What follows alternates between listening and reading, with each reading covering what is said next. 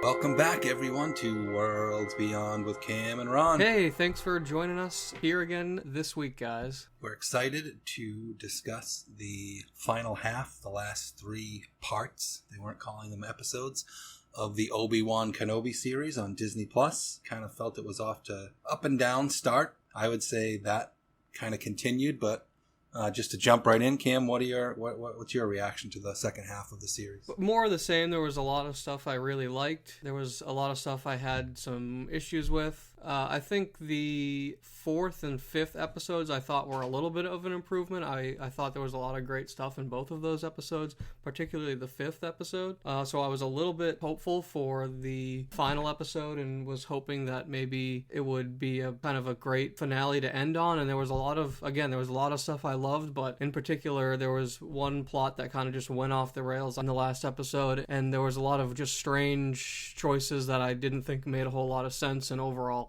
I was just kind of disappointed with it. I think they could have done a lot better. I was heavily entertained by a lot of the series, and I'm glad I watched it, but the biggest disappointment is just the kind of missed opportunity and just how kind of lame and simple the story ended up being, and it didn't really expand on anything I was hoping that they would, with some exceptions that I'll get into. But that's kind of just my initial reaction. I'm pretty much in the same place. I thought episodes 4 and 5 were better. Obviously they were more action-packed and moved the plot, such as it was, along, but also just filled with so many, what? Why? Mm-hmm. So many silly things in terms of, where people were and timing and how did they get there so quickly. Just things that were not believable. And, the special effects were a little bit up and down. I think I know where you're going with that whole plot thing at the end, which just points to just some of the why about this show. So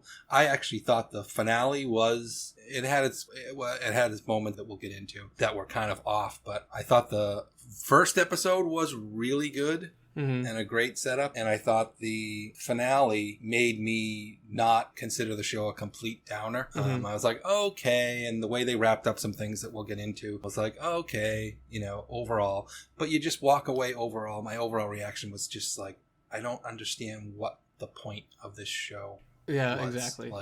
Everyone ends up basically in the same place they were, and obviously they kind of had to make A New Hope work. You couldn't change too much, and so I guess these little things again, like Ewan McGregor, the guy did the best with what you gave him. I could just watch him kind of walk around and be Obi-Wan Kenobi. I thought Hayden Christensen was is he even in this? If I was him, I would have been like, wow, really? You called me back for this?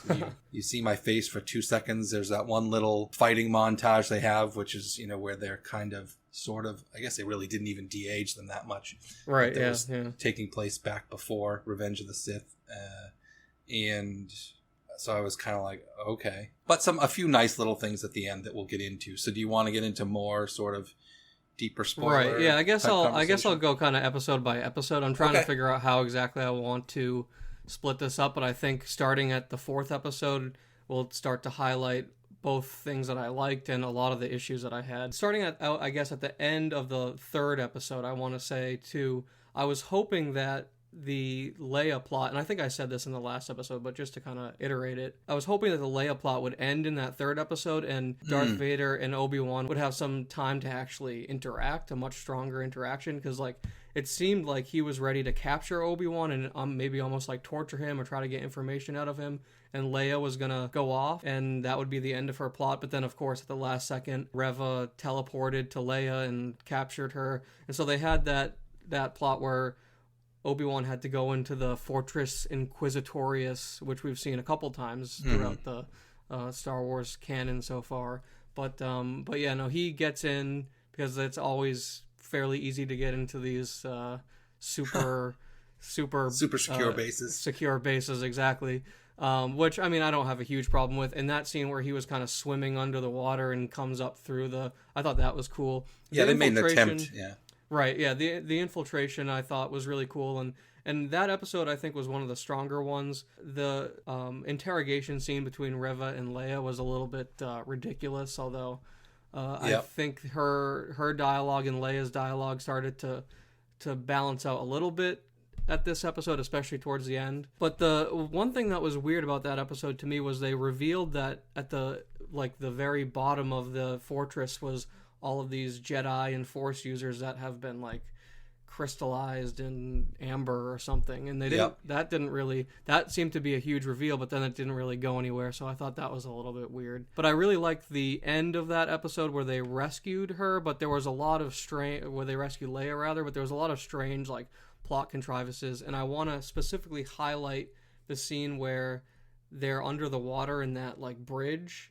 And that was where I first was like, okay, this is kind of weird because they're shooting and stuff, and then immediately a blaster hits the glass, which you would expect to be at least this blaster proof, right, blasters, and they have like space glass that can withhold space and everything, but then it immediately cracks, and then there's apparently no like defense.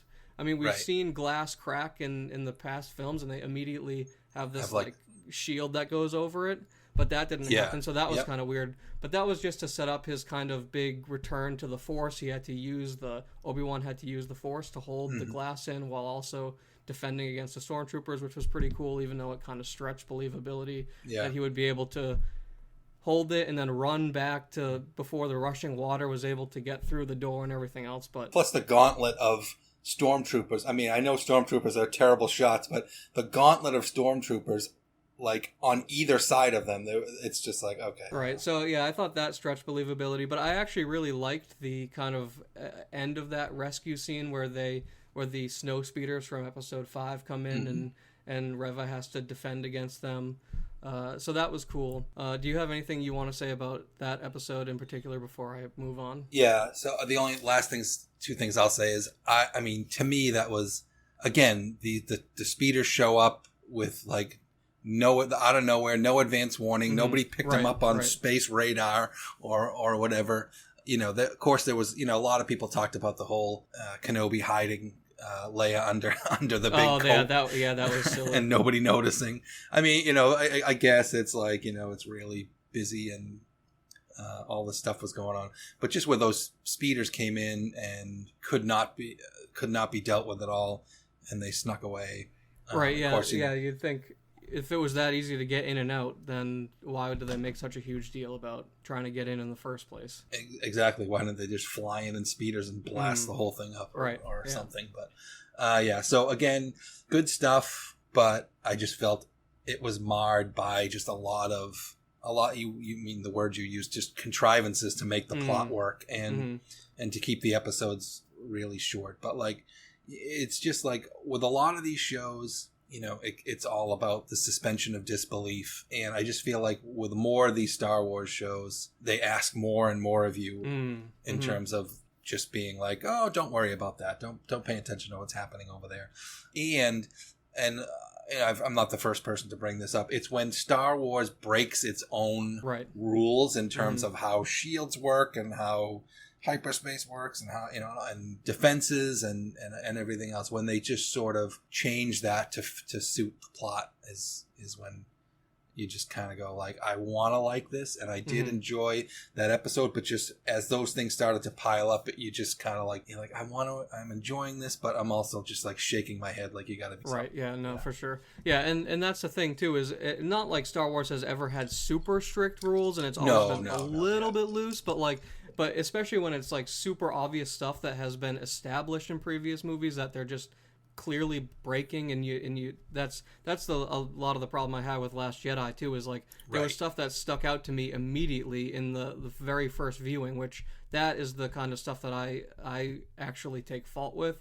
Whereas if the plot is enough to really get me to miss that kind of stuff on the first viewing, then I'm a little bit more like lenient with it. But here the plot is like you said, there isn't really any huge development going on, and not like there can be, but like it's so threadbare and so kind of basic that's like you're kind of looking out for those things stand out more. Right, exactly, because there's nothing else to be interested in. But moving on to the 5th episode, I think was the strongest episode because I think it contained the least amount of that, at least from what I can remember. I'll have to watch it. I will probably end up watching it again, but from what I can remember, this was the episode that I really felt was the most like suspenseful, and the plot that such as what there was enough for me to get invested in it. I really liked.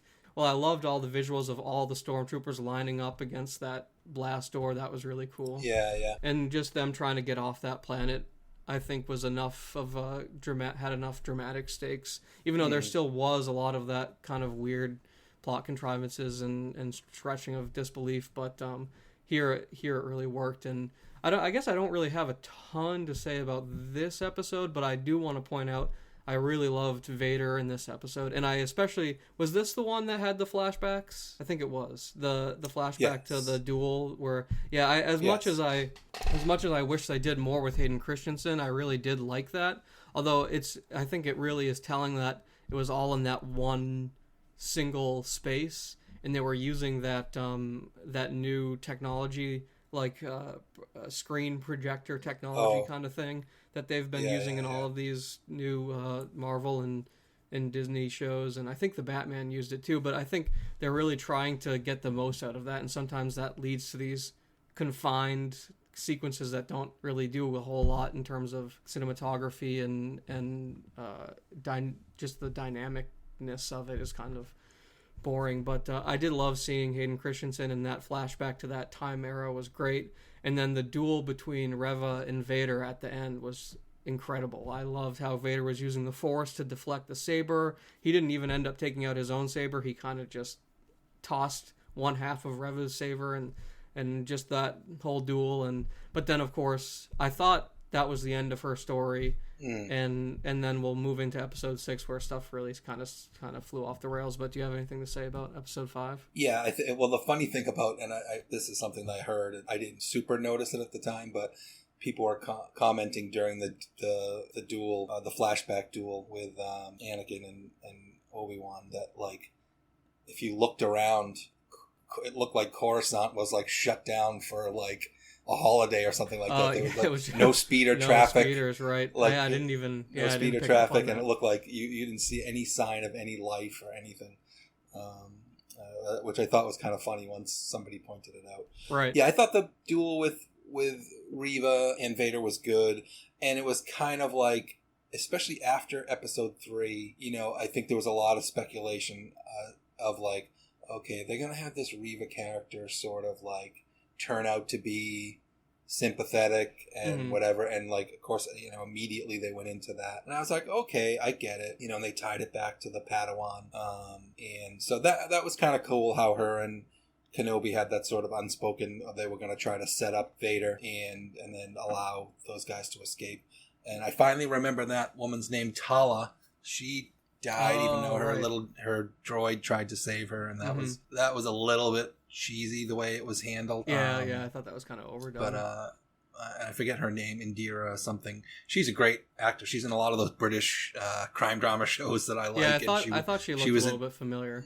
Yeah, she was in Game of Thrones. That was kind of silly. And it took Princess Leia forever to like figure out, where the where the to open the doors again, where her little droid. Right. I had kind of forgotten about that. And I thought like once the droid kind of was no longer under Empire control, that it would just go to whatever it did and undo it, but she still had to kind of find it. And that's like, and I want to talk about this especially in the next episode, but there's all these moments where they kind of like purposely put in these situations that like slow everything down. Right. Because of where it's like okay, Obi-Wan's going to escape or go over here so that you guys can get away. And, you got to do that before the stormtroopers break in. And then everyone kind of like walks around and stands around and keeps having these little speeches and stuff like that. And I'm like, aren't you guys running out of time? Right. And that really comes up in the next episode. But that was, I kind of was like taken off guard by the sort of when Vader pulled down and blew up the one ship, and then all of a sudden there was another ship that I had never seen before. Right, that was the one they were on. I was like, where did that come from? But I was like, there might have been another ship there, so I guess whatever. But that was a little weird. So that's where I am on that episode. Right. So moving into episode 6, I thought that they had, again, this is almost like the Princess Leia plot. I thought that Reva's plot had been kind of finished with the big reveal that Grand Inquisitor was still alive, and that it was kind of Vader's plan all along to have her draw Kenobi out, and I thought that was pretty good. But then, so in episode 6, I thought, okay, finally we're going to have some meaningful interaction between Vader and Obi-Wan and everything. And it starts out with that kind of like mirror chase to the beginning of episode 4 where they're in the little ship and the Star Destroyer is blasting at them. So Kenobi has to go off to some random planet to distract Vader, and that ultimately leads to their duel, which I thought, that actually brings me to, before I get into the big kind of negative I have about this episode, the duel between Vader and Obi-Wan in this episode was really cool, and it had one great moment that I loved. But I think, again, this kind of highlights the last duel that they had was, and I said this in the last episode, so I'm kind of repeating myself, but over the lava field, and the music was awesome. And this one was great, and it had some cool, like the lighting with the red and the blue lightsabers was great, but it was just on some boring flat planet with stone spikes and stuff, and the music throughout this entire series has, I think this scene in particular highlights this issue. The music has just been really, really forgettable and disappointing, and almost like they just went to YouTube and typed in like generic action movie dramatic music, right? Exactly, because there hasn't been anything. There weren't really a whole lot of iconic themes used. And then there certainly wasn't anything new. Right, yeah, it's funny because in Mandalorian in particular, I don't really remember Boba Fett, but, has that really good theme, and I feel like some of the music has been pretty memorable. Yeah, absolutely. Yeah, the music in Mandalorian is good. Boba Fett I don't really remember too much. I think Boba Fett had the same kind of style and the same, if I'm not mistaken, it had the same composer too, but yeah, no, this one, I think Obi-Wan had the same composer as Loki, which is surprising because I thought the music in Loki was pretty good. But yeah, no, here I think it actually brings down the show because Star Wars is known for having such iconic themes, and there was nothing here. And my final complaint about this duel scene is that the climactic moment where Obi-Wan is kind of buried underneath the rocks, I thought that they were building up to Qui-Gon Jinn's ghost or voice appearing in that particular moment to motivate him. But then at the last second, they just kind of pull out these just past clips of Luke and Leia that they almost, I feel like it's the same exact moment that they did in the 4th episode where he was holding the water back.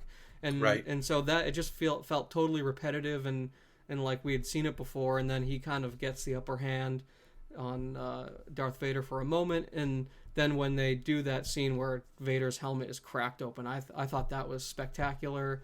The dialogue there was really good, and it was super emotional, but that was really the only... It was missing the music. Right, well, it was missing the music, and it was the only point that I felt... It was unearned, but because it felt actually emotional and, like, punchy, but I mean, everything else was kind of lame surrounding it, so do you have anything to add? Yeah, the moment at the end, and you finally get to see a little bit of Hayden Christensen peeking through the helmet, and obviously, and you brought this up, but that moment is actually stolen from Star Wars Rebels when Ahsoka fights Anakin. Right. And I would highly recommend people watch Clone Wars and Rebels anyway if you really love Star Wars, and you want to see something different and creative. And when I point out to because I've said it a million times when we've been talking about this stuff, that how come those shows are able to create such incredible dramatic moments in some of the bigger 2-part episodes, and that scene with Ahsoka and Vader where she slices open his helmet and they have this big emotional discussion is part of a big 2-part season ending episode, and I'm like, these things are better than the movies. It's just crazy. But as far as the fight, or as far as what led up to the fight, I'll just make a couple of observations again, and it totally reminded me of The Last Jedi, where we have this not exactly slow motion, but they didn't bring up the whole thing. Well, we're running out of gas, so we have to go really slow and all that stuff. That's the stuff that they did in Last Jedi. But all the firepower of the Star Destroyer is just unleashed on this tiny little ship that's like waving around. Mm-hmm. And I know that, and I know that they have deflectors and stuff like that, but it was just like, whatever. And then when, of course, inevitably Obi-Wan says, okay, I'm going to take off in the pod and you guys, to help you guys get away, which we knew was coming. And then I'm like, but like you're about to get you're avoiding a direct hit that could come at any second and incinerate everybody, but everyone's standing around and walking around and having all these conversations after Obi-Wan decides that he needs to get out of there so that they can escape. And I'm like, what are we waiting for? Like the next shot could be the shot. Like so then again getting into like the plot contrivances and stuff is like, so and of course Vader says, I have to face him alone. Mm-hmm. And then I'm like, okay, so Vader, you go to face him alone on the planet. You take off in your hyperdrive capable shuttle. Right. Why doesn't the Star Destroyer just keep shooting and chasing after it's like the Star Destroyer didn't need to stay to like, orbit the planet to pick up Vader. So it's, just that kind of stuff. Exactly. Like, yeah. If they took a little bit more time, they could have come up with something. Yeah, it's not impossible to write these situations, but it seems like they're just so rushed that they just have to just do whatever to get the scene to work. So there's no reason the Star Destroyer couldn't have kept on chasing them and blown them up while Vader went to do his thing with Kenobi. So right, and the fact that they have a discussion about it kind of just highlights the problem too. Right, exactly.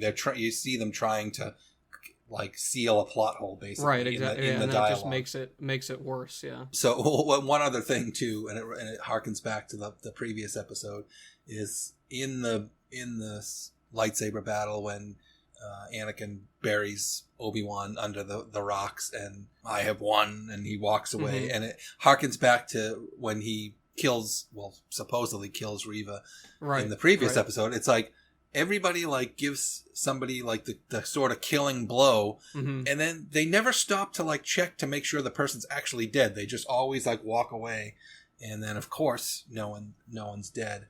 I want to let you talk about the whole Reva, how they wrapped up the Reva story, and just what a conundrum that was. But my one comment before you get into that is just again back to the sort of timing. So like so Reva gets killed in the previous episode, or she gets struck down. The ship escapes, because they did the little bait and switch to Vader. He pulled down the wrong ship, and then they're getting chased by a Star Destroyer, and all of a sudden, Reva is on Tatooine in like no time flat.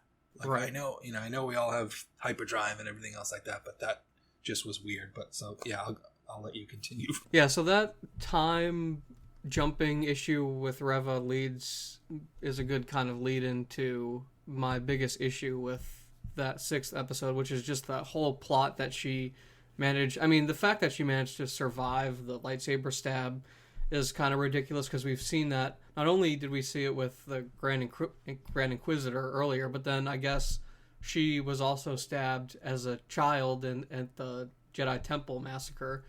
So that's 3 times that's happened in the show. So yeah, that stretches believability. But then while she's laying on the ground, I guess she manages to hear some communication from Bail Organa about Tatooine. Right. And I didn't even really hear what the communication was. I couldn't really make it out, just something about Tatooine, but somehow she managed to gather from that this whole, I guess she figured out that Luke was Vader's son or something. I couldn't really tell what her motivation for going to Tatooine was. I don't know how she figured out that Leia was important enough that it would draw Kenobi in.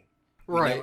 I mean, that was a little bit because obviously him and Bail Organa were fairly close, and they did explain that in the show. I still think I agree that it stretched believability a little bit, and even that if it was that easy to get Kenobi out, that I think Vader would have done it himself. But that's kind of besides the point. But yeah, I didn't really understand like what her motivation for even going to Tatooine in the first place was. And then so she jumps. Hyperspace has always been like kind of nebulous, but in the old movies it seemed like there was some time in between in between the jumps, like they actually had conversations, but now it's being kind of used as just instantaneous jump to wherever they need to go. Right.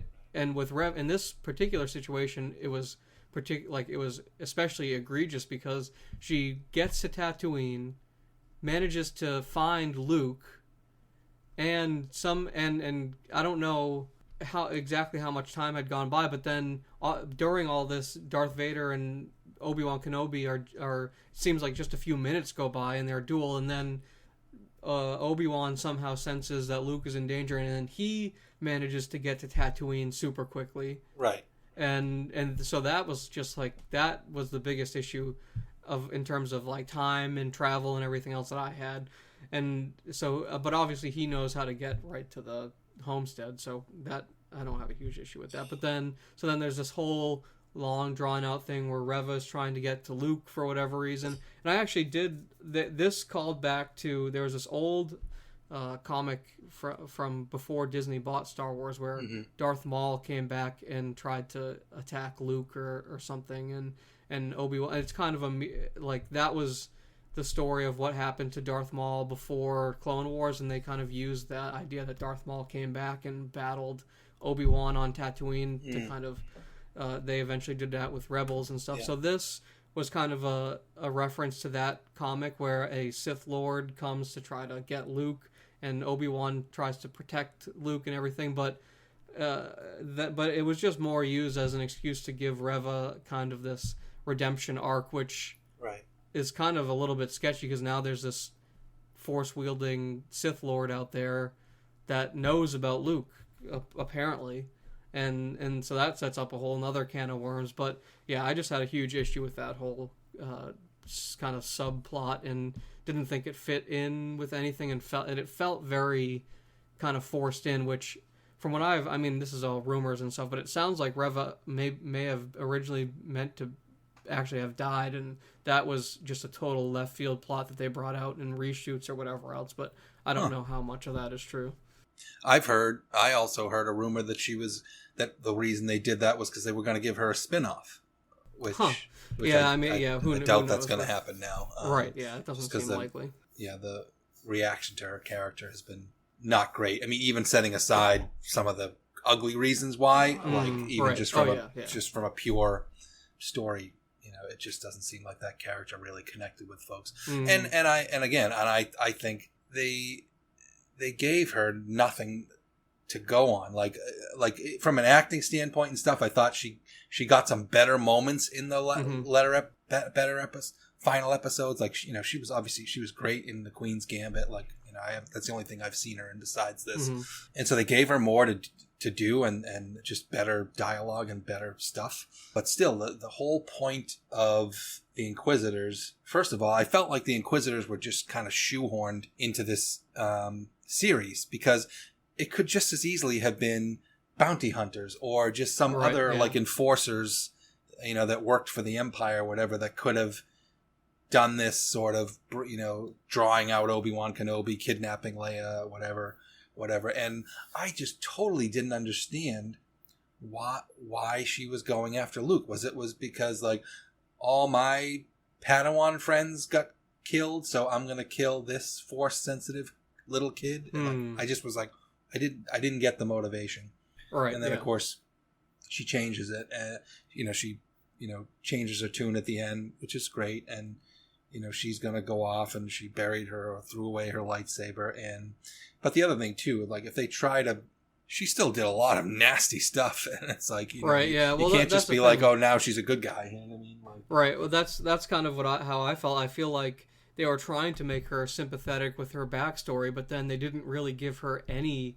I kept expecting her to do something against Vader, or like disobey her, or something to give her, or disobey Vader rather, something to give her a little bit of like sympathy while she was still in this bad version of herself. But she just kept doing more and more just like comically evil things with all the other Inquisitors, that it just like made it impossible for her to even really see her as like a real fleshed out character. It was more just she was a caricature that needed to be whatever the plot like dictated at whatever time it was, which is disappointing because like the idea of her plot and her general kind of arc that they were going for, I think, is really interesting. And I actually thought at the end maybe her and Obi-Wan would end up teaming up and fighting Vader together.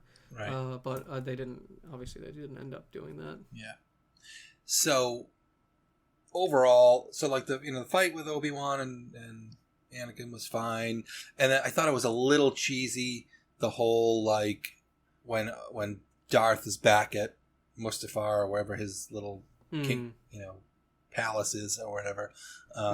He's ranting and raving about Obi-Wan again, and then the Emperor kind of like says, get your shit together, and and he just immediately is like, okay, yeah, forget about Kenobi. Right, yeah. And he proceeds to forget about him for another whatever it is, 10 or 15 years, and just after all that, after searching for him for 10 or 15 years, fighting him, then he's just like, yep, whatever.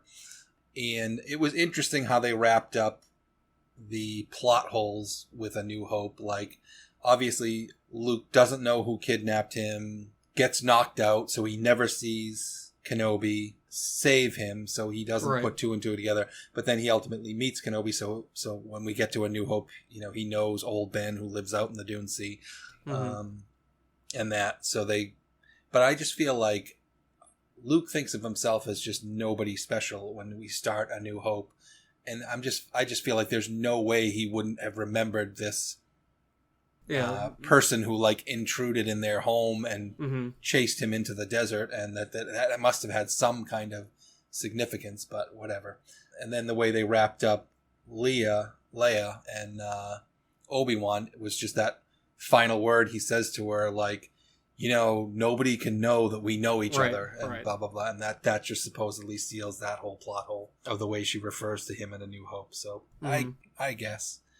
And then what did you think of when they finally brought back Liam Neeson? Oh, Qui-Gon Jinn. Well, I mean, it's great to see him, but again, I felt totally out of place and just tacked on at the end. And he just says like, oh, it's about time. Like, he doesn't say anything meaningful or anything. He's just like, come on, let's go on an adventure or something. Let's go build your hut in the desert. Yeah. It seemed like they were building that moment up to be a big meaningful plot point to like motivate him at the end, and it seemed like that when he was buried under the stones, that seemed like the perfect place to do it. But that to me also feels maybe like it was rearranged a little bit, and they just tacked it on at the end because they needed to. They had set it up, so they needed to pay it off. But I was a little bit disappointed with that. So and for me, it's just, I guess the implication is that for the next however many years that he's alone out in the desert, he learns to do this, forced communication from beyond the grave, so that sets up what he eventually does with Luke after he gets killed, and the whole, whatever.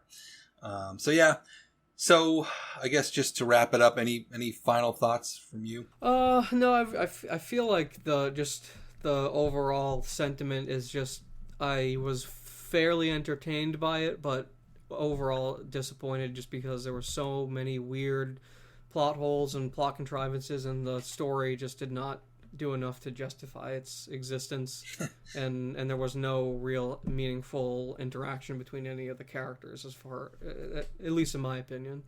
Yep. Yeah, and for me, some missed opportunity. Ewan McGregor was great, very up and down. I guess to close it off for me, I guess if I had to rate this, I'd say it was better than Boba Fett. Obviously mostly powered by Ewan McGregor's performance. I thought the first episode and the last episode were the best two, and all the ones in the middle for me were sort of there. So I would just rate it somewhere between. I think Mandalorian has been the best thing they've done so far. This is somewhere in between that and Boba Fett. Yeah, I think I'd agree. So that's a wrap on Obi-Wan Kenobi. We look forward to, I think, is Andor the next Star Wars series? Yeah, I guess so. I don't really know exactly what. I think Ahsoka is in production, but I guess Andor is a little bit farther along. So I guess. Yeah, I thought I heard that's coming in like August or something. So we'll have to see. Wow. But, again, hopes are high, fingers are crossed. We'll see if maybe this one is a little bit more cinematic and a little bit more.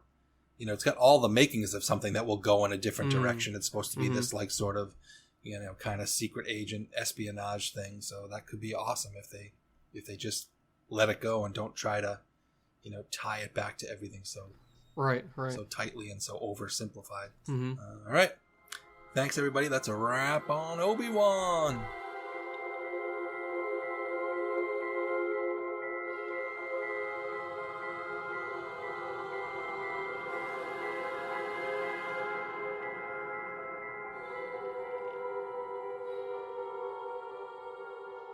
All right, welcome back, everybody. We are excited to talk about the newest Marvel Disney Plus series, Ms. Marvel. Just debuted a couple weeks ago. Their first 3 episodes are out. We've watched the first 3 episodes, digested, and Cam, what are your initial thoughts? Yeah, I'm really enjoying it so far. I think it's really just solid across the board.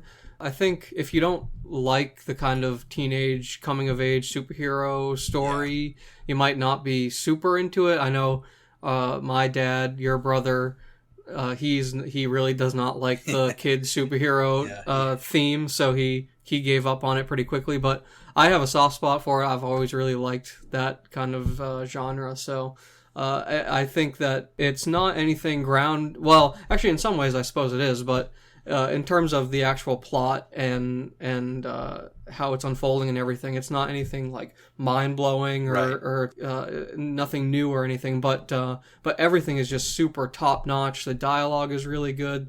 The acting and the characters are really good. The special effects are great, and I love the cinematography. I really feel like they have a really talented team behind this one, because just the way everything flows together, and the music, The music's great, and the editing.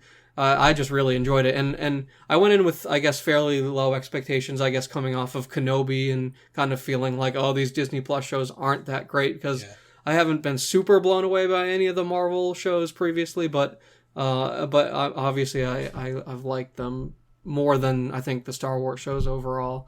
But this one just hit all the right buttons for me, and the lead actor, Iman Vellani, I think her name is, and she is just incredible. The fact that they plucked her kind of just off of the street, just for being a Avengers fan, it just like her performance is really believable as a teenager. She has this kind of like deadpan delivery, but that still kind of has this emotion behind it, and she's really kind of selling the character for me. So yeah, no, I'm liking it a lot. Yeah, me too. I've liked it a lot. It's had some, like, a couple up and down moments, a couple things. I feel like, especially with Iman Vellani's performance, I've definitely seen a progression where there was a few stiff moments in the first episode, and I feel like those have kind of gone away now. But overall, yeah, I'm enjoying this. It is, and it reminds me of your sister Liv, watching all those Disney Channel shows back in the day.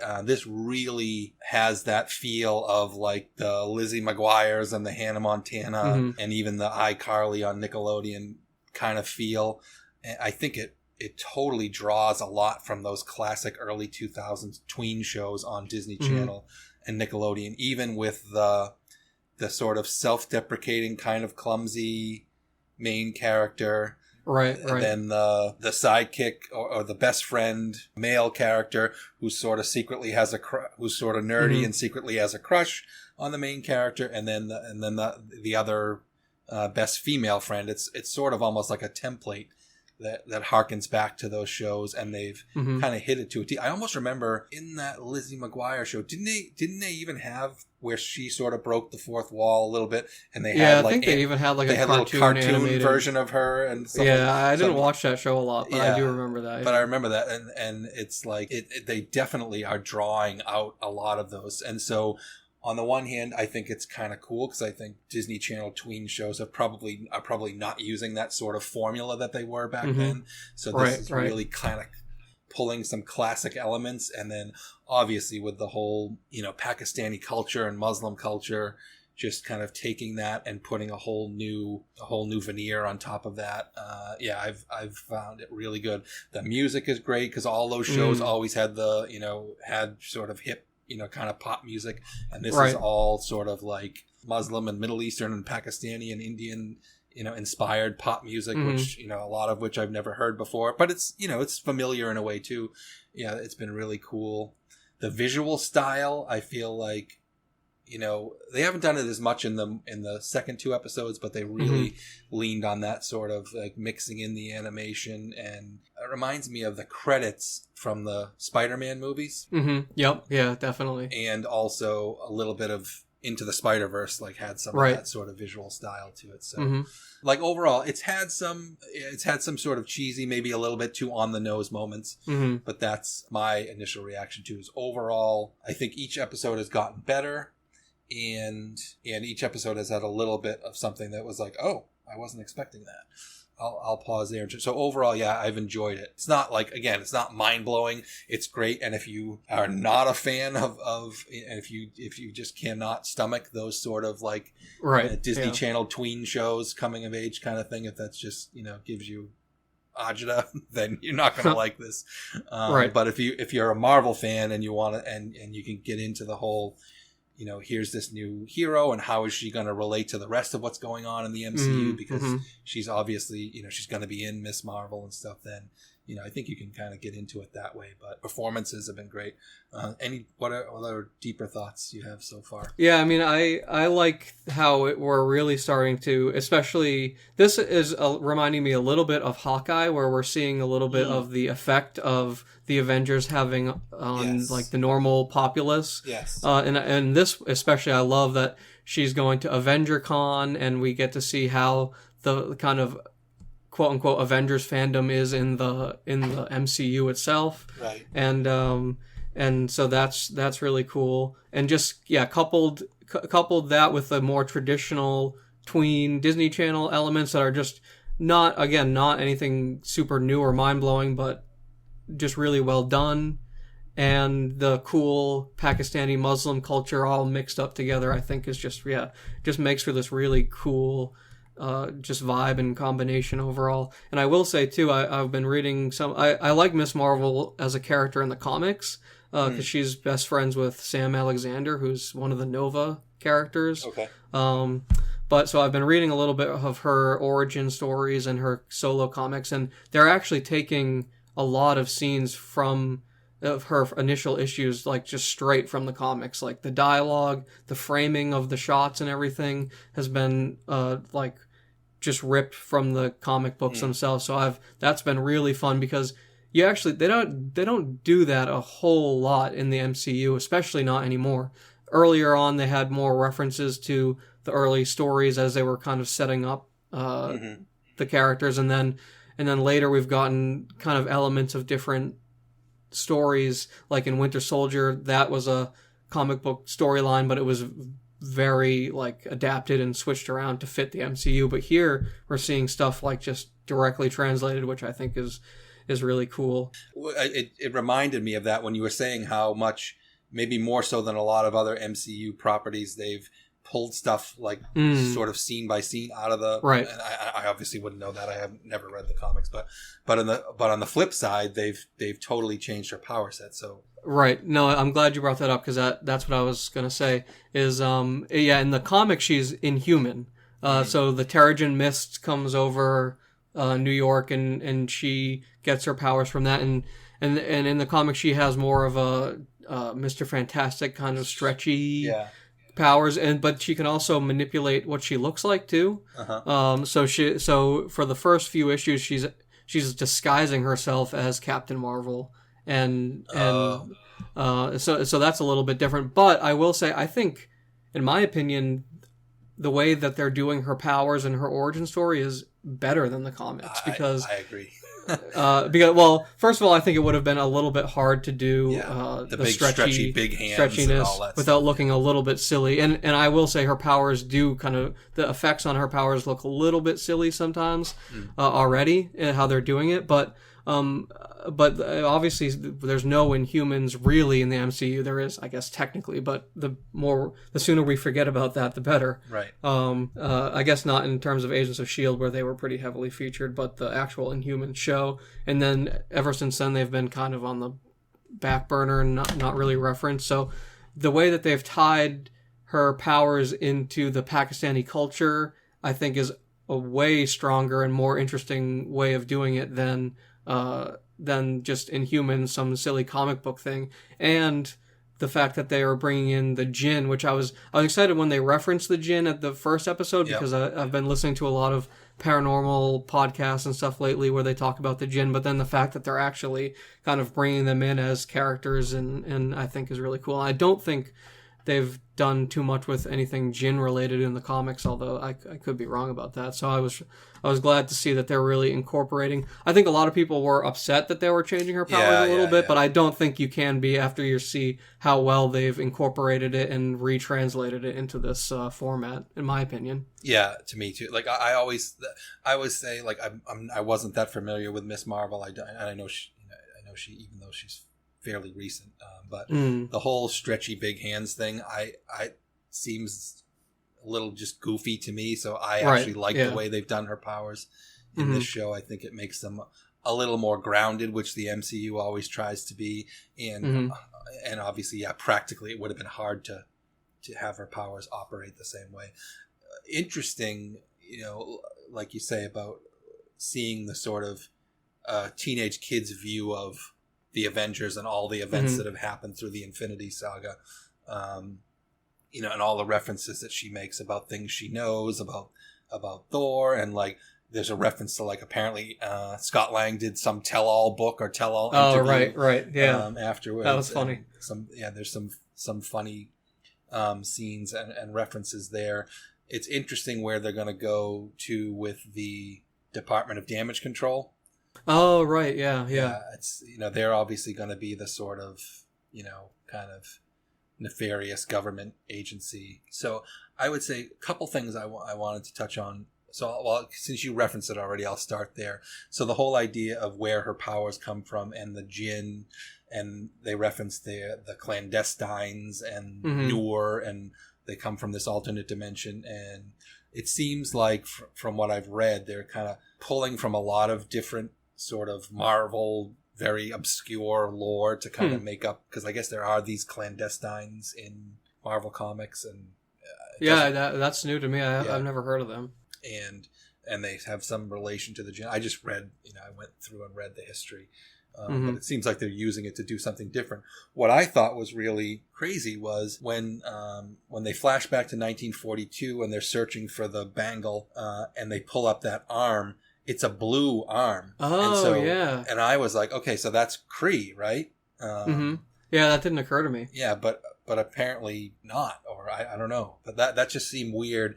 It seemed like, it's got to be very intentional for the MCU to put a blue arm in there and not think people are going to think Kree immediately, and Inhumans and Terrigen Mist and everything else. But yeah, so I thought that was a little puzzling. I think it's interesting how they have kind of, I guess I would say, so for negatives for me, I think there's been a couple of times that like the sort of poignant family moments are, there's almost like 1,000 of them an episode, like where we have this poignant like little family, and they're cool, but it was almost like a little bit too much of those. Like one of my favorite ones was when she's talking to the I don't even know what you call the person who's the equivalent of the priest or pastor of the mosque, but when he talks to her and says that, like, good is not something you are, it's something you do. I thought that was one of the better ones, but there's been a lot of that, which has been cool. I think it felt a little funny to me how quickly, when she meets her Jinn relatives and stuff, how quickly they sort of turn on her. Yeah. And all of a sudden it's like they don't have any time to wait. She has to help them like right now, immediately. So I thought that was a little bit of a kind of plot contrivance that I was like, well, why? Like you've been searching. I don't know how I don't know how they lost the bangle in the first place, but they've been searching for all this time. They find it, and they find somebody who can wield it to potentially help them get back to their home dimension, and then all of a sudden there's a big hurry, so much so that they gotta crash the wedding. So that was a little interesting. But then again, just as we get to the end of the episode, I thought it was all of a sudden when her grandmother calls her up and she's like, "Did you see the train?" She's like, you have to come to Karachi. And I was like, right. wow. Like, I did not expect, that was kind of an, something I didn't expect coming. So I'm really curious to see what happens now. So in that sense, like, yeah, there's been some, clunkier moments and not everything has worked 100%, but like that was a real high to end that last episode on, because I'm just like totally curious as where the heck are we going to go to now. Mm-hmm. Yeah, definitely. I wouldn't say I have any huge other thoughts. I've just been really enjoying it. I do want to comment on the blue arm too. It's interesting you bring that up, because it didn't occur to me that it might have been Kree. Because they mentioned that it was like rotten or like it had decomposed. So I thought maybe that was just to show. Yeah, that. Who knows? But like, it just, as soon as I saw blue, I was like, oh, that's a right. Kree thing. But it's interesting that you do bring that up too, because I am wondering if Kamala is even actually a Jinn at all, or if they're trying to kind of bring her to her side to. Because obviously her grandmother took the Bengal away and hid it for a reason, so I wonder if maybe she's something else and they're trying to convince her that she's a Jinn to get her on their side, but they're not actually. Because I think they're going to turn out to be...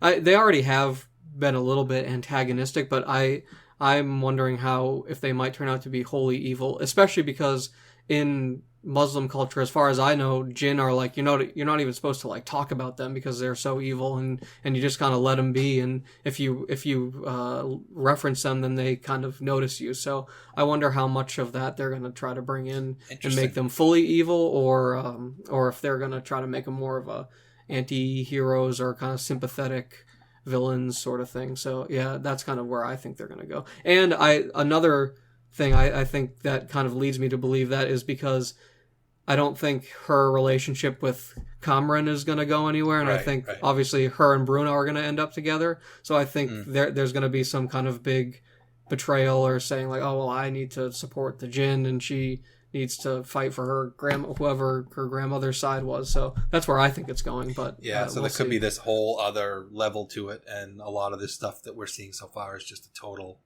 like. To throw us off, sort of thing. So, and that's what's been great about this show, is it's been, and it kind of, to contrast it a little bit with Moonlight, which for me was a little bit disappointing. It's like, the show is, we're finding about her origins, we're finding out about her culture and where she's going, and then they keep throwing in these little like surprises and hints that of this, these big reveals that are going to come, and I've just been, it's not blowing me away, but it's just been enjoyable. It's just been really enjoyable. And like, I think a lot of people felt that, a lot of people that didn't like Hawkeye so much, it just didn't have the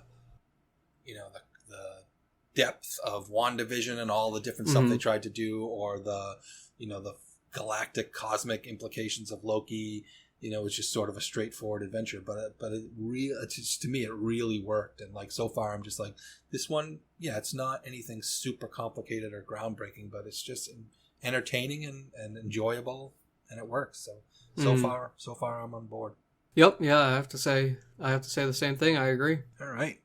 So there's 3 more episodes. We'll be very curious to see what happens next in Ms. Marvel, and how it's going to connect to. And I wonder if there's going to be any kind of tease. I mean, will we even get a Carol Danvers sighting somewhere in this movie, or I was thinking big cameos or anything. So I was thinking, I have a feeling she might show up by the end of it to set up the Marvels movie that they're doing. All right, so that's a wrap on the first half of Ms. Marvel. We'll be back to talk about the rest.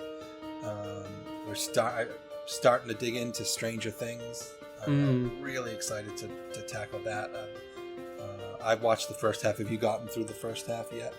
No, I'm still making my way through season 3 because I need to catch up. But yeah, no, I'm loving season 3, and I kind of, with all the time that had gone by, I kind of forgot how much I love Stranger Things, and I almost let the kind of the hype around it wear me out a little bit. I was like, I don't know if I want to even watch Stranger Things. But then now that I'm watching it again, I forgot just how great it was. The acting is really good. Like just the dialogue and the storyline is fun. So yeah, I'm excited to talk about that. Awesome. So we'll have that coming up soon. We're also going to take a look at the new Ethan Hawke vehicle, harkening back to Moon Knight. Black Phone, new. Yeah, finally, after seeing the trailer for like a year.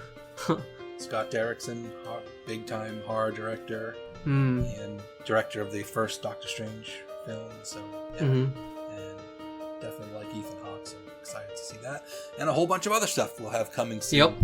Yep. So stay tuned, and thanks for listening, and we'll see you soon.